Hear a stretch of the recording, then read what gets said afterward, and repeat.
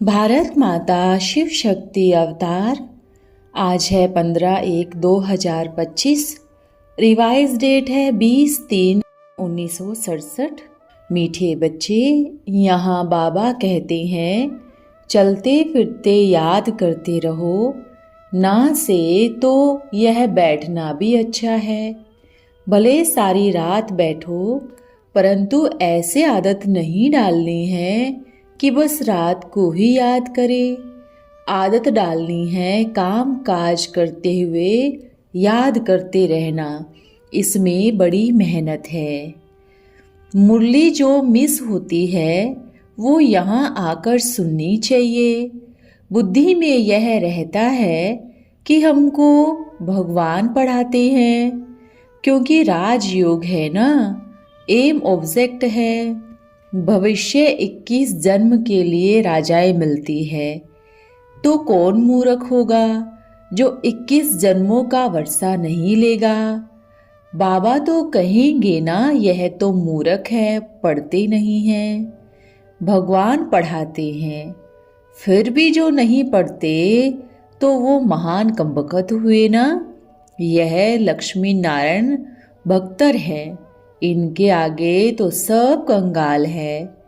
तुम ब्राह्मण ही सबसे साहूकार हो, फिर भी सुखधाम में जाते हो ना। भारतवासी कोई सब स्वर्गवासी नहीं बनते हैं। ऐसे बहुत होंगे जो स्वर्ग देखेंगे भी नहीं। तो कितना पुरुषार्थ करना चाहिए आगे जाने लिए। वहाँ कितना सुख है, अकाले मृत्यु नहीं होती। उनका भोजन आदि कितना पवित्र है। जो अच्छी रीति पढ़ेंगे और दैवी गुण धारण करेंगे तो सतयुग में आएंगे। आजकल जो भी मनुष्य मात्र है सब है कुसंगी। अब तुम बच्चों को संग मिला है बाबा का। तुम ब्रह्मा के बच्चे कहलाते हो, तो भी पत्थर बुद्धि पूछते नहीं हैं कि तुम इतने ब्रह्मा के बच्चे हो तो जरूर प्रजापिता भी होगा। जरूर इनको बाबा से वर्षा मिलता होगा। पूछना चाहिए ना, ब्रह्मा बाबा की बायोग्राफी क्या है। लिखा भी हुआ है ब्रह्मा की संतान, तो पूछना चाहिए ना, ब्रह्मा है कौन। अरे यह तो प्रजापिता ब्रह्मा है, जिससे शिव बाबा आकर ब्राह्मण कुल रचते हैं। यह ब्राह्मण गाए हुए हैं। भक्ति मार्ग वाले ब्राह्मण भी गाते हैं, ब्राह्मण देवताय नमः। ब्राह्मणों को भी तुम समझा सकते हो।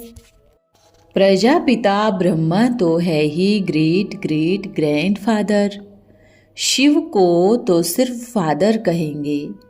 मनुष्य को तो कुछ भी पता नहीं। बच्चे जानते हैं वो बाप है, टीचर है, तो कितना अच्छा पढ़ना चाहिए।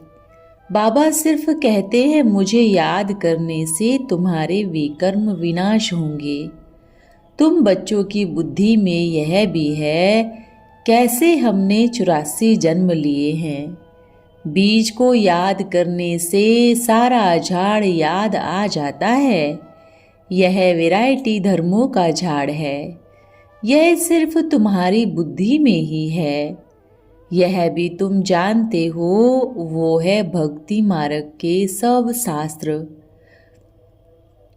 उनसे दुर्गति ही होती है। उतरते आए हैं ना। भारत गोल्डन एज में था, अब आयरन एज में है।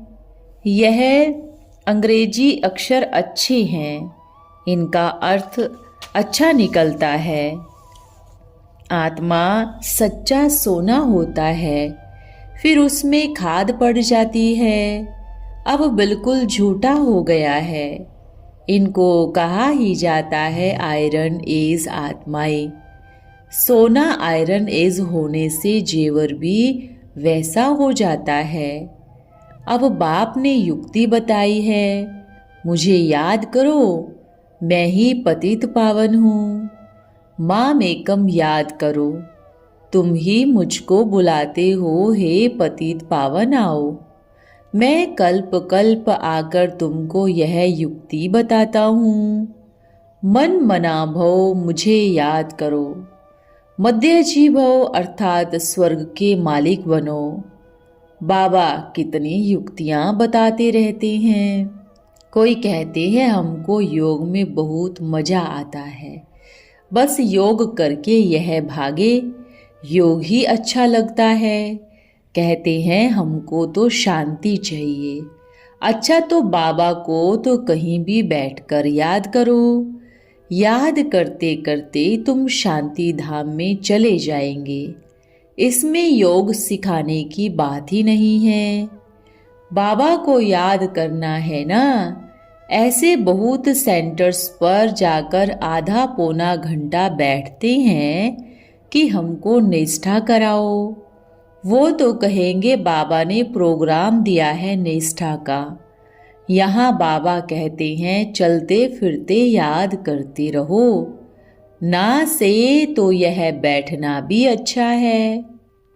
बाबा मना नहीं करते हैं, भले सारी रात बैठो, परंतु ऐसे आदत नहीं डालनी है कि बस रात को ही याद करे। आदत यह डालनी है काम काज करते हुए याद करते रहना। इसमें बड़ी मेहनत है। बुद्धि बार बार और तरफ भाग जाती है। भक्ति मार्ग में भी बुद्धि भाग जाती है। फिर अपने को चोटी पहनते हैं। सच्चे भक्त जो होते हैं उनकी बात करते हैं। तो यहाँ भी अपने साथ ऐसी बात करनी है। बाबा को क्यों नहीं याद किया? याद नहीं करेंगे तो विश्व के मालिक ही कैसे बनेंगे? यह जैसे कि अपने को सजा देनी होती है। वो आशिक माशिक तो नाम रूप में फंसे रहते हैं। यहाँ तो तुम अपने को आत्मा समझ एक बाबा को याद करते रहो। हम आत्मा इन शरीर से अलग है। शरीर में आने से कर्म करना होता है। बहुत ऐसे हैं जो कहते हैं कि योग में बिठाओ, हम दीदार करें। अब दीदार क्या करेंगे? वो तो बिंदी है ना। अच्छा कोई कहते हैं कृष्ण का दीदार करें। कृष्ण की तो मूर्ति भी है ना, तो जड़ है, सो फिर चैतन्य में देखेंगे। इससे फायदा ही क्या होगा? साक्षात्कार से फायदा क्या होगा? देखने से थोड़े ही फायदा होगा। तुम बाप को याद करो तो आत्मा पवित्र बने। नारायण का साक्षात्कार होने से नारायण थोड़े ही बन जाएंगे। तुम जानते हो हमारी एम ऑब्जेक्ट ही यह है, लक्ष्मी नारायण बनना। परंतु पढ़ने बिना थोड़े ही बनेंगे। पढ़कर साहूकार बनो, प्रजा भी बनाओ, तभी लक्ष्मी बनोगी। मेहनत है। पास विद ऑनर होना चाहिए, जो कि धर्मराज की सजा ना मिले। यह मुरब्बी बच्चा भी साथ में है। यह भी कहते हैं तुम तीखे जा सकते हो। बाबा के ऊपर तो कितनी जिम्मेवारी है। सारा दिन कितने ख्यालात करनी पड़ती है। हम इतनी याद नहीं कर सकता हूँ। भोजन पर थोड़ा याद रहती फिर भूल जाते हैं। खेल करता हूँ तो समझता हूँ कि बाबा और हम दोनों खेल करते हैं। बाबा को भूल जाता हूँ खेल करते करते।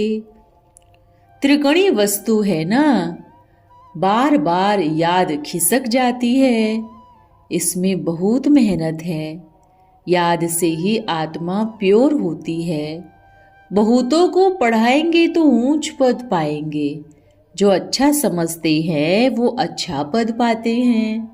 प्रदर्शनी में कितनी प्रजा बनती है। तुम एक एक लाखों की सेवा करेंगे और फिर अपनी भी अवस्था अच्छी चाहिए।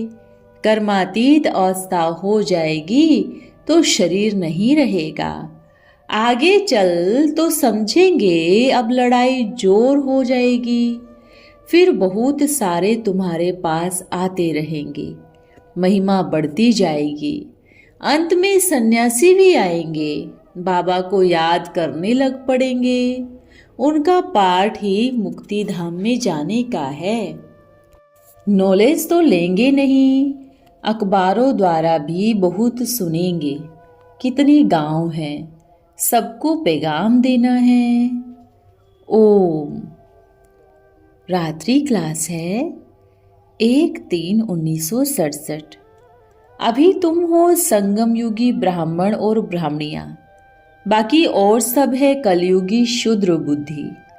उन ब्राह्मणों की बुद्धि और तुम ब्राह्मणों की बुद्धि में कितना फर्क है। अब तुम जानते हो कि हम सच्चे ब्राह्मण हैं, फिर देवता बन रहे हैं इस योग और पढ़ाई से। शूद्र को शूद्र बुद्धि, अस्वच्छ बुद्धि कहा जाता है। तुम अभी अल्प बुद्धि से बेहद की विशाल बुद्धि बनते हो। उनकी विनाश बुद्धि है ना, तुमको पांडव बुद्धि भी कहा जाता है। यह तुम बन रहे हो। तुम बच्चों को कितनी पॉइंट्स मिलती है स्मृति में लाने की, हमको भगवान पढ़ाते हैं, तो तुम बच्चों को कितनी खुशी होनी चाहिए। मूल वतन में बाबा के साथ हम आत्माएं रहती है, उनको कहा जाता है परम आत्मा। तुम भी परम धाम में रहते हो। तुम जानते हो कि बाप पुनर्जन्म में नहीं आते, उनको ज्ञान सागर नॉलेजफुल कहा जाता है। बच्चे यह तो समझ सकते हैं ना कि यह 84 का चक्र है, इस झाड़ का बीज ऊपर है। देवी देवता धर्म है फाउंडेशन, है वो भी मनुष्य, परंतु वो दैवी गुण वाले हैं, इसलिए उनको देवता कहा जाता है। अब तुम जानते हो कि हम ऐसे बन रहे हैं, ऐसे थे, फिर वर्ण बदलते गए, अभी हम ब्राह्मण वर्ण के हैं। यह बातें याद करनी कोई मुश्किल नहीं है। अभी हम ऊंचे ते ऊंच वर्ण के हैं, ब्राह्मण होते ही हैं संगम पर। यह है पुरुषोत्तम संगम युग। पुरुषोत्तम युग के कारण पुरुषोत्तम मास भी कहते हैं, पुरुषोत्तम वर्ष भी कहते हैं। पुरुषोत्तम बनने में हमको 40-50 वर्ष लगते हैं, कनिष्ठ से उत्तम बनते हैं। अब बाबा समझाते हैं कि भक्ति मार्ग अलग है, उनको ज्ञान नहीं कहेंगे, वो है भक्ति मार्ग का ज्ञान। यह है ज्ञान मार्ग का रूहानी ज्ञान। रूहानी बाप आकर रूहों को पढ़ाते हैं। अंदर में आना चाहिए कि हम आत्मा सुन रही है, हम आत्मा बोल रही है। आत्मा ना होती तो शरीर कुछ कर ना सके। आत्मा कितनी छोटी है, प्रदर्शनी में भी परिचय देना है आत्मा और परमात्मा का। यह नॉलेज तुमको पहले थी क्या? आत्माएं कहाँ से नॉलेज लावे, इसलिए ही बाप को याद करते हैं। हे ज्ञान का सागर आकर नॉलेज दो। आत्मा का नॉलेज भी कोई में नहीं है। बाप एक ही बार पाठधारी बनते हैं। अब तुम जानते हो कि दुनिया पलट रही है, पुराने से नई बन रही है। आत्मा में खाद पड़कर पुरानी हो गई, अब फिर से नई बन रही है। आत्मा को जंग लग गई है। जब जंग लगती है तो मिट्टी के तेल में डालते हैं। अब आत्मा तो है चैतन्य, इसमें खाद पड़ गई, वो निकले कैसे? यह समझानी बाप के बिना और कोई दे भी नहीं सकते। बाबा कहते हैं मेरे बच्चे, जो ऊपर से आत्माएं आती है वो पवित्र होती है। हर चीज ही पहले पवित्र और अपवित्र होती है। रावण के राज्य में है भक्ति, ज्ञान हो नहीं सकता। वो भक्ति मार्ग का ज्ञान है, उससे सद्गति मिल नहीं सकती।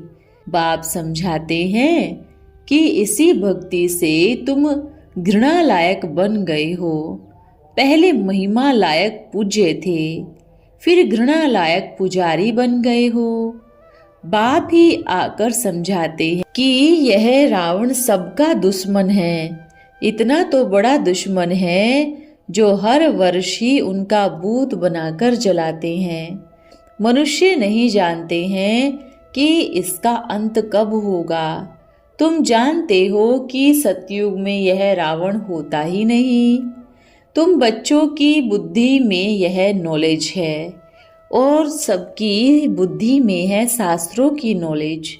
तुमको सिर्फ बाप को ही याद करना है। बुद्धि में है कि ड्रामा का चक्र कैसे फिरता है। तुम बच्चों को यह खुशी रहनी चाहिए कि हमारा बाप बाप भी है, टीचर भी है। तुम्हारा सारा मदार पढ़ाई पर ही है। जो कुछ भी करते हो अपने ही लिए। आत्मा को परमात्मा से वर्षा मिलता है। अपने को आत्मा समझकर बाप को तो बहुत प्यार से याद करना है, माँ को याद नहीं करना है। बाप कहते हैं कि मुझे याद करो। माँ जगदम्बा को भी शिव बाबा से वर्षा मिलता है। वो ही ज्ञान सागर है, तो जरूर ज्ञान देते हैं ना।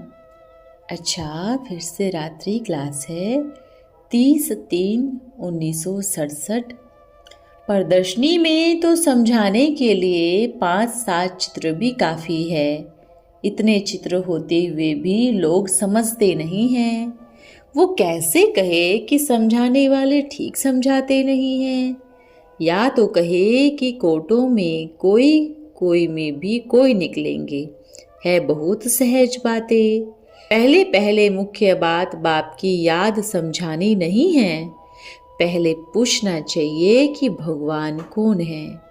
उनको परम पिता परमात्मा कहा जाता है, तो जरूर बाप ही है ना। बाप से वर्षा मिलता है। बाप स्वर्ग का रचता है। अच्छी तरह प्रदर्शनी देखेंगे तो वो समझेंगे भी। परंतु बाबा समझाते हैं कि बच्चे तिक तिक बहुत करते हैं। मुख्य बात समझानी है कि बाप कौन है। अच्छा, बेहद के माता पिता के सर्विसेबल बच्चों को याद प्यार और गुड नाइट। ओम नमः शिवाय। आज का वरदान है प्रीत बुद्धि भव। अपने आप से पूछो कि क्या मैं सदा प्रीत बुद्धि हूँ। प्रीत बुद्धि अर्थात सिर्फ एक शिव बाबा से ही प्रीत लगाना, एक शिव पिता से सर्व संबंध जोड़ना और अपार प्रेम करना, इसी को ही प्रीत बुद्धि कहा जाता है। यदि जरा भी कहीं ना कहीं सूक्ष्म व स्थूल रूप से किसी भी देहधारी से या कहीं पर भी प्रीत लगी हुई हो तो अब तक भी सदा प्रीत बुद्धि नहीं बने हैं। जो प्रीत बुद्धि होंगी उनकी निशानी है सदा विजयी। तो चेक करो अपने आप को कि क्या मैं सदा विजय रतन हूँ। अच्छा, ओम नमः शिवाय।